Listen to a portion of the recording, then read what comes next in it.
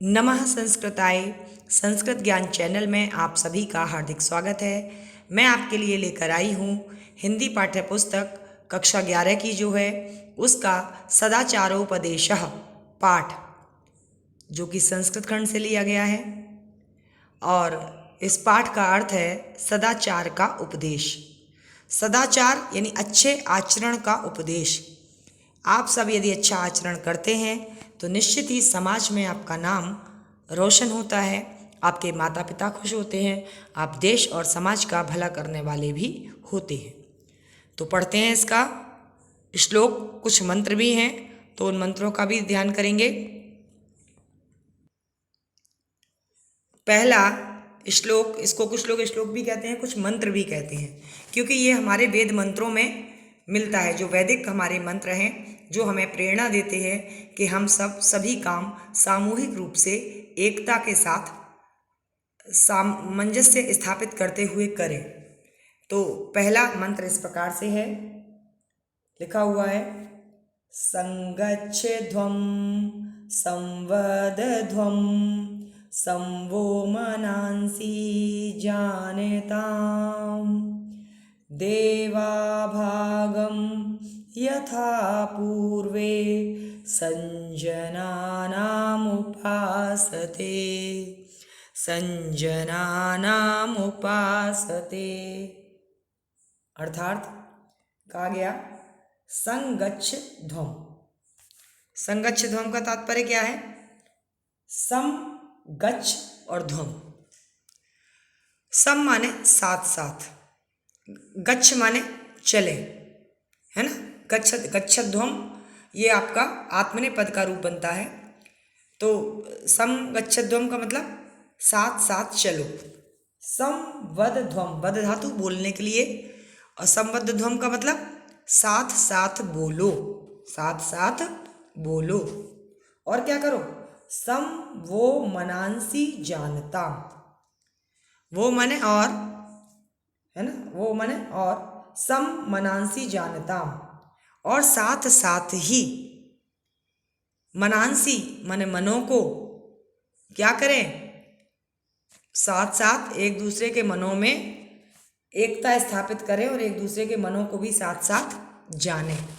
जब हमारे अंदर एकत्व की भावना होती है तभी हम एक दूसरे के मन की पीड़ा को समझ सकते हैं।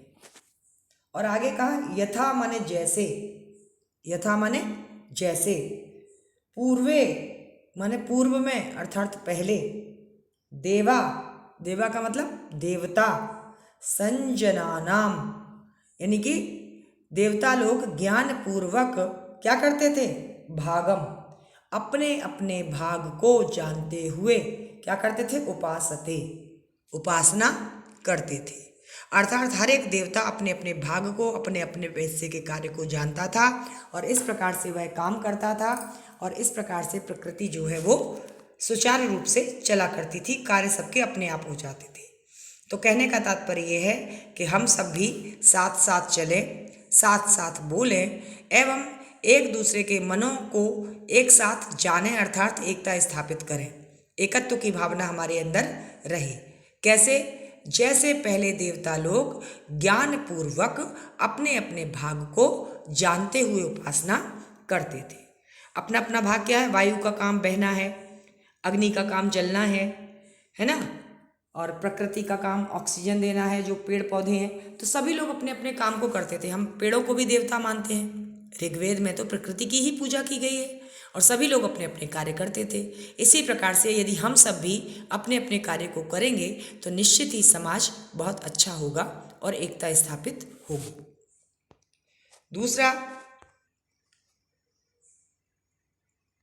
दूसरा श्लोक इस प्रकार है, कैसे है? लिखा हुआ है कुर्वन्नेवेह कर्माणि जिजीविषेच्छतं शमः एवं त्वयि न अन्यथेतोस्ति न कर्मं लिप्यते नरे। अब इसको हम समझेंगे। यहाँ पर बहुत सारे शब्दों की संधि कर दी गई है। यहाँ शब्द है कुर्वन, एव और इहि। इहि का मतलब है इस संसार में, यहाँ पे बहुत सारे शब्द मिले हैं। कुर्वन, कुर्वन है, इसके बाद न, और उसके बाद एव, और फिर है इह। ठीक है, तो इह माने इस संसार में, कर्माणि कर्मों को, कर्माणि माने कर्मों को, फिर आया कुर्वन, कुर्वन में करते हुए, कुर्वन माने करते हुए, इस संसार में। यहाँ पे एक भाव छुपा हुआ है, अर्थात हम सबको या तुम सबको, जो भी इसको पढ़ रहा है या जो इसको सुन रहा है, तो उसके लिए कहा गया इस संसार में, इह माने इस संसार में, कर्माणि माने कर्मों को, कुर्वन माने करते हुए, एव माने ही, एव माने ही, इस संसार में कर्मों को करते हुए ही, जिजी विषेत और छतम क्षमा, छतम का मतलब यहाँ शतम, यहाँ एक संधि हुई है, सस छोटी, शाखा उसमें छा हो जाता है, तो सस छोटी संधि के कारण यहाँ पर जो शतम शब्द है वो छतम आपको दिखाई दे रहा है। तो कहा गया कि शतम माने 100 वर्षों तक, जिजी विषेत, जिजी विषेत माने जीने की इच्छा करनी चाहिए, समा माने तक, 100 वर्षों तक जीने की इच्छा करनी चाहिए, कैसे? कर्मों को करते हुए, अर्थात आलसी बनकर नहीं जीना चाहिए 100 सालों तक। और आगे क्या कहा? आगे कहा कि इस प्रकार, एवं माने इस प्रकार, इस प्रकार, त्वयि, त्वयि का मतलब तुम्हारे लिए, ना माने नहीं, अन्यथा, अन्यथा माने कोई दूसरा, यानी अलग, है ना, इसके अलावा तुम्हारे लिए कोई अन्य दूसरा कोई मार्ग नहीं है। और जो व्यक्ति ऐसा करता है, और ऐसा करते हुए क्या होता है? ऐसा करने से नरः माने मनुष्य, कर्मम न लिप्यते, कर्मम माने कर्मों में, यानी जो मनुष्य सांसारिक कर्म है उनमें लिप्त नहीं होता, अर्थात आसक्त नहीं होता, अर्थात कर्म के बंधन में नहीं पड़ता।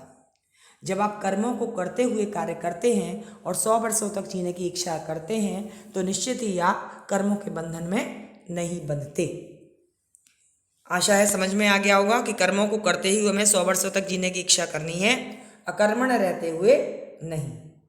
अगला इस प्रकार से है श्लोक या मंत्र जो भी है, मधुमत में निष्क्रमणम, मधुमन में निष्क्रमणम, मधुमन में परायणम, वाचा वदामि मधुमत, भूयांसम मधुसदृशः, भूयांसम मधुसदृशः, अर्थात मैं माने मेरी, मैं माने मेरी।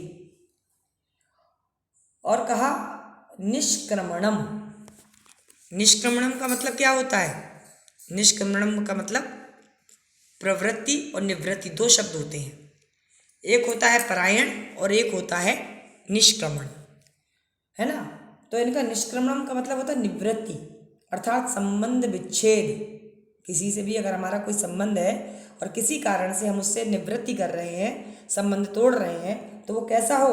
मधुमत, मधुमत मतलब मधुन्मय हो, यानी कि जब हम सांसारिक कार्यों में परायणम मतलब प्रवृत्त हों, तो भी मधुमत में, यानी मेरे संबंध मधुर हों, मेरे संबंध मधुर हों, मेरे रिश्ते अच्छे हों, और जब मैं इस संसार से जाऊं तो मेरा निष्क्रमणम यानी मेरी निवृत्ति भी मधुमय हो।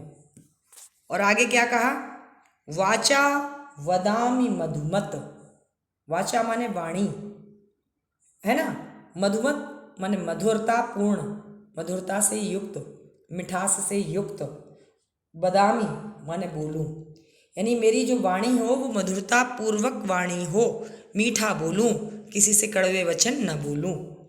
भूयांस, भूयांसम मधु सदृशम, और भूयांसम माने होऊं, कैसा? मधु सदृशम, यानी मधुर देखने वाला होऊं, मैं खुद अच्छा बनूं और मैं सब जगह अच्छाई देखूं, मेरे जिन लोगों से संबंध हैं वह मधुर हों, और जिन लोगों से मेरा जब इस संसार से निष्क्रमण होगा, जब मैं इस संसार से जाऊंगा, तो मेरे रिश्ते सबसे मधुर हों, संबंध विच्छेद भी मधुर हों।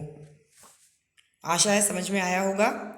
अगला श्लोक इस प्रकार से है, आचारा लभते आयु, आचारात् लभते ह्यायु आचाराल्लभते श्रियम् आचारात् कीर्तिमाप्नोति पुरुषः प्रेत्याचेह च पुरुषः प्रेत्याचेह च। आगे इन्होंने कहा आचारात, आचारात का मतलब आचरण से, सदाचार से, है ना। पुरुष माने पुरुष, यानी जो मनुष्य है, जो मनुष्य है वह, यहाँ पे एक शब्द है ही और आयु, यहाँ दो शब्द मिले हैं। एक शब्द है ही माने होता है निश्चय ही, और दूसरा शब्द है यहाँ पर आयु। आयु माने आयु, उम्र, है ना। तो कहा कि ही और आयु जो बना, ई का या बन गया, यहाँ पर ह्यायु लिखा हुआ है, यहाँ यण संधि हो गई। तो कहा गया पुरुषा माने मनुष्य, निश्चय ही, आयु माने आयु, लभते माने प्राप्त करता है, किससे? आचारात, यानी सदाचार से, अच्छे आचरण से। मनुष्य निश्चित ही अच्छे आचरण से आयु प्राप्त करता है। और आगे कहा आचारात, आचारात लभते श्रियम, यहाँ पर संधि हो गई, लत्त संधि, ताका ला हो गया है, आचारात शब्द था पंचमी का एक वचन। तो कहा आचारात माने सदाचार से ही व्यक्ति श्रियम माने लक्ष्मी को, लभते माने प्राप्त करता है। सदाचार से ही व्यक्ति लक्ष्मी को प्राप्त करता है, समृद्धि को प्राप्त करता है, धन को प्राप्त करता है। और आगे क्या करता है? आगे कहा आचारात कीर्तिम मापनोति, आचारात माने सदाचार से ही व्यक्ति कीर्तिम माने कीर्ति को, प्रसिद्धि को, यश को, प्राप्नोति माने प्राप्त करता है। और प्रेत्य चेह च माने और, च इहि माने इस लोक में, और प्रेत्य माने परलोक में, यानी इस लोक और परलोक में व्यक्ति कीर्ति प्राप्त करता है। किसके द्वारा? सदाचार के द्वारा। जो व्यक्ति सदाचारी है वह इस संसार में आयु प्राप्त करता है, लक्ष्मी प्राप्त करता है, यश प्राप्त करता है, और यश केवल इस लोक में ही प्राप्त नहीं करता, परलोक में भी वह अपनी कीर्ति को बनाए रखता है, यदि उसका आचरण अच्छा है तो। अगला श्लोक देखते हैं। ये नास्तिका निष्क्रियाश्च, ये नास्तिका निष्क्रियाश्च गुरुशास्त्रातिलङ्घिनः अधर्मज्ञा दुराचारः ते भवन्ति गतायुषः, ते भवन्ति गतायुषः। आगे कहा इन्होंने ये माने जो व्यक्ति, ये माने जो व्यक्ति, बताया गया कैसे होते हैं। नास्तिका, नास्तिक कहते हैं जो ईश्वर को नहीं मानता, जो व्यक्ति ईश्वर में विश्वास न रखने वाला होता है। च माने और, निष्क्रिया, निष्क्रिया मतलब अकर्मण्य, कोई काम नहीं करने वाला होता है। और कैसा होता है? गुरु और शास्त्र अतिलंघना, गुरु की बातों को और शास्त्रों की आज्ञा को क्या करता है? अतिलंघन। अतिलंघन का मतलब होता है उल्लंघन करना। उल्लंघन कौन करेगा? जो उसको मानेगा नहीं। अगर कह दिया सत्य बोलो तो नहीं, हम तो झूठ बोलेंगे। अगर कह दिया माता पिता को प्रणाम करो, हम तो नहीं करेंगे। तो ऐसे जो मना करने वाले जो लोग होते हैं वो गुरु और शास्त्रों की बातों का उल्लंघन करते हैं। तो अतिलंघना का मतलब उल्लंघन करना, यानी लांघ जाना, कही हुई बात को न मानना। तो जो व्यक्ति गुरु और शास्त्रों की बातों को नहीं मानते हैं और कैसे होते हैं? अधर्मज्ञ। अधर्मज्ञ का मतलब अधर्मी, धर्म के अनुसार आचरण न करने वाले। दुराचार, दुर माने बुरा, आचारा माने आचरण, बुरा आचरण करने वाले जो होते हैं, ते माने वे व्यक्ति, गत आयुषः, गत आयुष का माने अल्प आयुष माने आयु, और गत माने चली गई है आयु, जिसकी आयु चली गई तो कैसे हो गए? अल्पायु हो गए। भवंती माने होते हैं, यानी ऐसे लोग अल्पायु होते हैं, कम उम्र वाले होते हैं। कहने का तात्पर्य आप समझ गए कि जो नास्तिक होते हैं, जो अकर्मण्य होते हैं, नास्तिक होते हैं, अकर्मण्य होते हैं, गुरु और शास्त्रों की बातों को लांघने वाले होते हैं, अधर्मी होते हैं, दुराचारी होते हैं, ते गतायुषा भवंती, वे कम आयु वाले होते हैं। अगला श्लोक समझते हैं। ब्रह्म मुहूर्ते बुद्धेत, क्या लिखा हुआ है?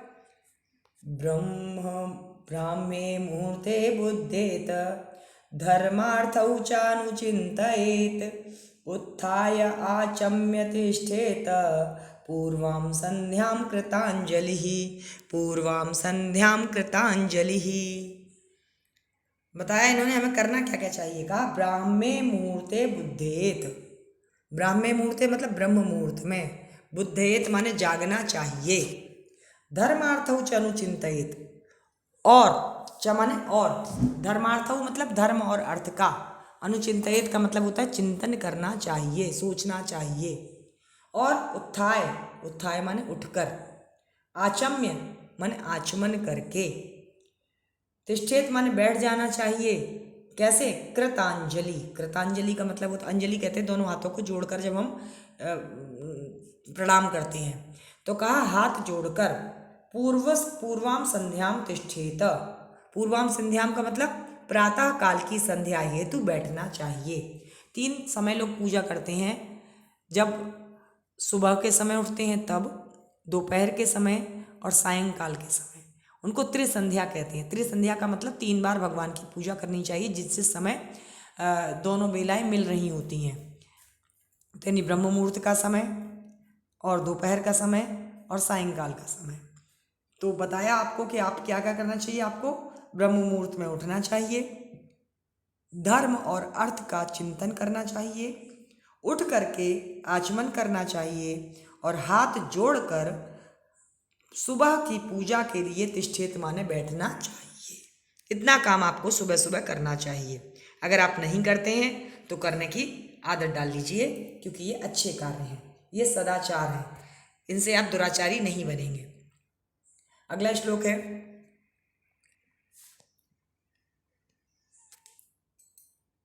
अक्रोधनः सत्यवादी भूतानां विहिंसकः अनसूयुः अजिम्यश्च शतं वर्षाणि जीवति।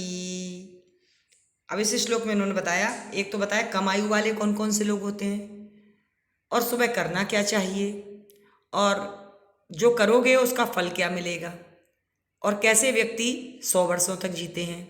ये वाले श्लोक में यही बताया जाएगा कि कैसे लोग 100 वर्षों तक जीते हैं। कहा अक्रोधना, अक्रोधना का मतलब क्रोध नहीं करने वाला, सत्यवादी हमेशा सदैव सत्य बोलने वाला, भूता नाम माने होता है प्राणियों की या जीवों की, विहिंसकः, विहिंसका मतलब हिंसा न करने वाला, अर्थात किसी भी प्राणी को न मारने वाला, किसी भी प्राणी की हत्या न करने वाला।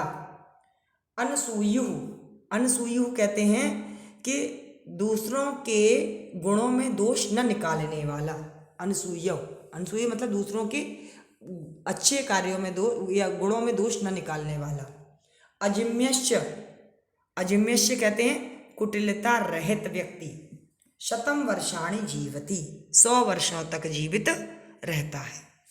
तो इन्होंने बता दिया कि अगर आप 100 वर्षों तक जीने की इच्छा करते हैं तो आपको कार्य करना है, आपको क्रोध नहीं करना है, सत्य बोलना है, प्राणियों की हिंसा नहीं करनी है, दूसरों के गुणों में दोष नहीं निकालने हैं, और अपने व्यवहार में कुटिलता नहीं लानी है, सरलता लानी है। तो ऐसा व्यक्ति शतम वर्षाणि जीवति, 100 वर्षों तक जीवित रहता है। अगला श्लोक इस प्रकार से है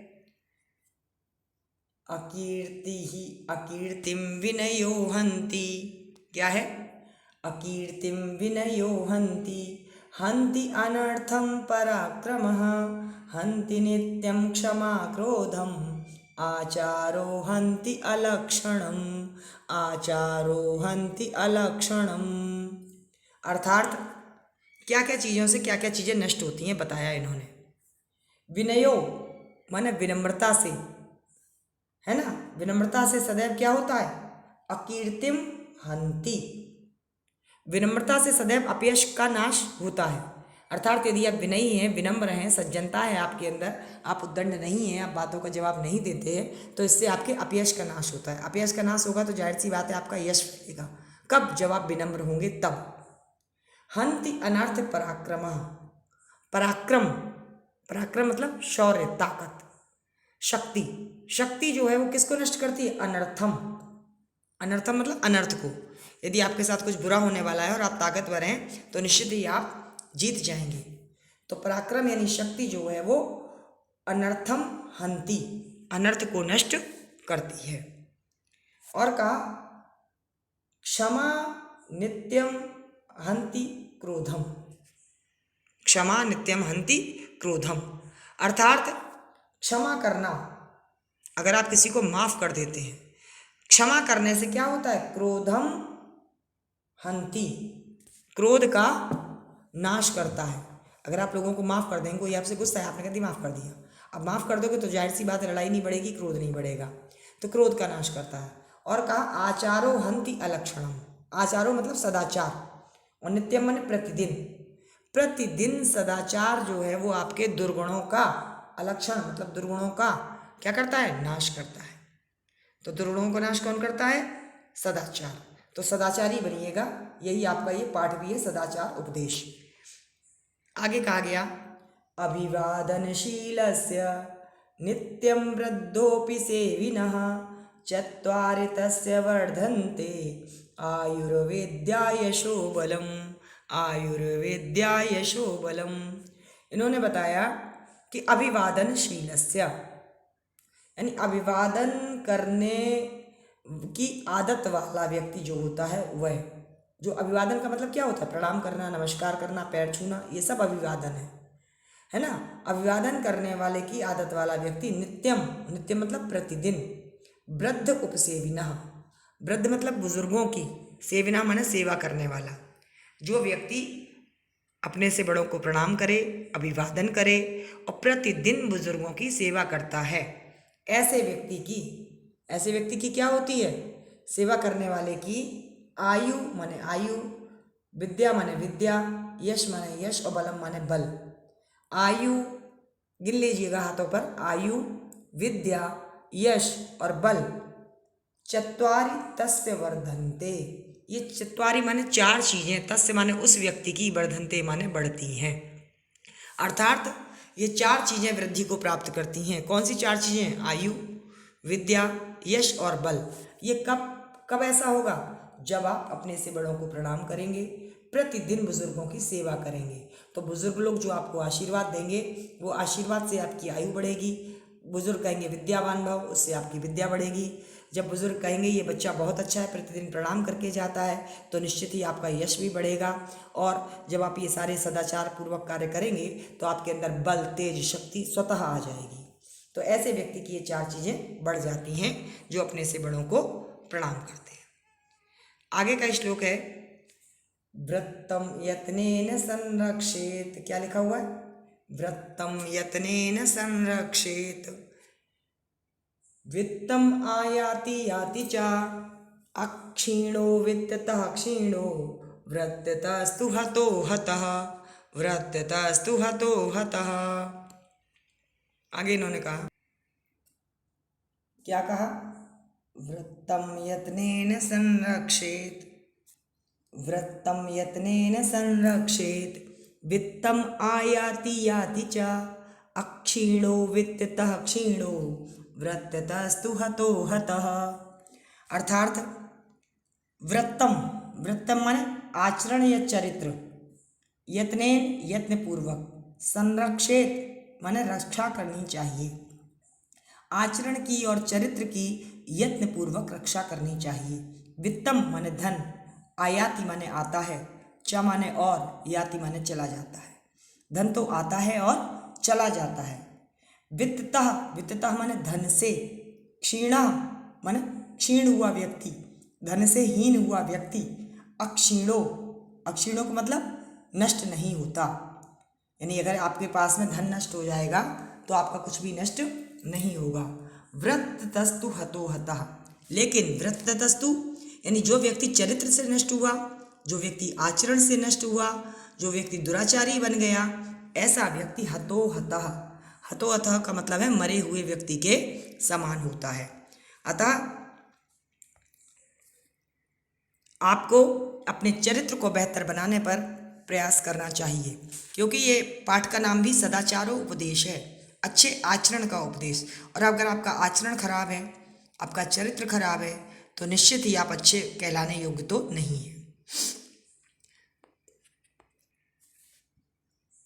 अगला श्लोक इस प्रकार से है, सत्येन रक्ष्यते धर्मो विद्या योगेन रक्ष्यते मृजया रक्ष्यते रूपम कुलं वृत्तेन रक्ष्यते, कुलं वृत्तेन रक्ष्यते। अर्थात सत्येन रक्ष्यते धर्मो, सत्य से धर्मो माने धर्म की, रक्षते माने रक्षा की जाती है। विद्या योगेन रक्ष्यते, और योग से, योगेन माने योग से, योग मतलब अभ्यास से, विद्या माने विद्या की, रक्षते माने रक्षा की जाती है। जब आप लगातार अभ्यास करते रहते हैं तो आप ज्ञानवान बनते हैं, आपकी विद्या की रक्षा होती है। और मृजया रक्षते रूपम, रूपम माने रूप की, रक्षते माने रक्षता, है ना, किससे? मृजया, मृजया माने स्वच्छता से, स्वच्छता से आपके रूप सौंदर्य की रक्षा होती है। और कुलम वृत्तेन रक्षते, वृत्तेन माने चरित्र से, कुलेन माने कुल की, है ना, कुलम माने कुल की, रक्षते माने रक्षा होती है। और कुल की रक्षा किससे होती है? चरित्र से, यानी यदि व्यक्ति चरित्रवान है तो उसके कुल खानदान का नाम सदैव ऊंचा होगा। अगला और अंतिम श्लोक है आपका, ध्यान से सुनिएगा। श्रूयताम धर्म सर्वस्वम श्रुत्वा च अपि अवधार्यताम आत्मनः प्रतिकूलानि परेशान न समाचरेत। ये हमारे धर्म का सार है। कहा श्रूयताम धर्म सर्वस्वम, धर्म सर्वस्वम का मतलब होता है धर्म का सार। श्रूयताम माने सुनो, धर्म का सार सुनो। और श्रुत्वा माने सुनकर, च माने और सुनकर, अवधार्यताम अपि, अवधार्यताम अपि का मतलब धारण भी करो। धर्म का सार सुना, धर्म क्या कहता है? सत्य बोलो, ठीक है, सत्य बोलना शुरू करो। माँ बाप की सेवा करो, सेवा करना शुरू करो। किसी को सताओ नहीं, मत सताओ। हिंसा मत करो, तो हिंसा मत करो। तो ये सब धर्मों में बातें कही गई हैं। तो धर्म का सार सुनो और सुन करके धारण भी करो, यानी अपनी जिंदगी में उसको अप्लाई भी करो। आत्मना प्रतिकूलानि, आत्मना माने अपने को, यानी स्वयं को, प्रतिकूलानि, प्रतिकूलानि का मतलब अनुचित लगने वाला, बुरा लगने वाला, है ना, जो व्यवहार है, परेशान न समाचरित, परेशान माने दूसरों के लिए भी, न माने नहीं, आचरित मन, समाचरित माने आचरण करो।